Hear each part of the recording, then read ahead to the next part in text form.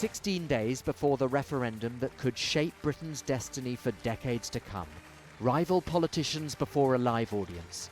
First up, Nigel Farage of the UK Independence Party, whose political career has been built around the cause of getting Britain out of the EU, which he describes as a failed organisation.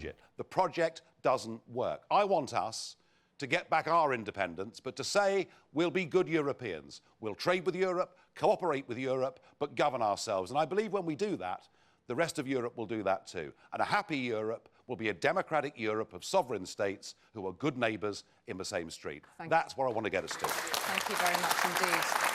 But Mr Farage, who says Britain should leave the EU so that it can control immigration, came under feisty attack. You are going to increase the fear and discrimination of black British people through your anti-immigration rhetoric.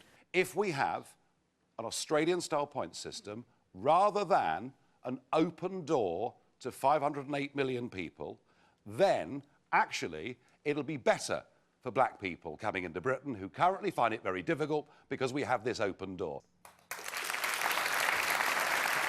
Then came the Prime Minister, David Cameron. He doesn't love the EU, as he repeatedly told us, but he does think Britain gets the benefits of membership without many of the disadvantages. I think we do have a special status in the EU. Already, we're not in the euro, we've got our own currency. We're not in the no-border zone, we've kept our own borders. We're now going to be out of the ever-closer union proposal, so our membership is right for Britain. It gives us the trade, it gives us the cooperation, it helps us work with other countries to get what we want. And the Prime Minister argued Britain's interests, its global influence, are best served by staying in. And we don't enhance our influence by walking away or quitting, we reduce our influence. So it might give you the illusion of sovereignty to withdraw on June the 23rd, but you'd find out in area after area after area, things that affect our great country, we would have no say over.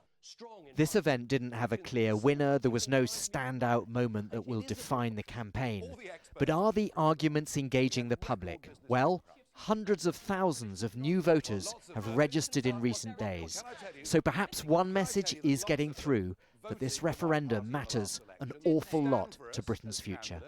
This event didn't have a clear winner. There was no standout moment that will define the campaign. So the vicious fighting here at Westminster between and within political parties will continue. But are the British public engaging with any of this? Well, hundreds of thousands of new voters have registered in the past few days. So perhaps one message is getting through, that this referendum matters an awful lot to Britain's future. Barnaby, Phillips, Al Jazeera, Westminster in central London.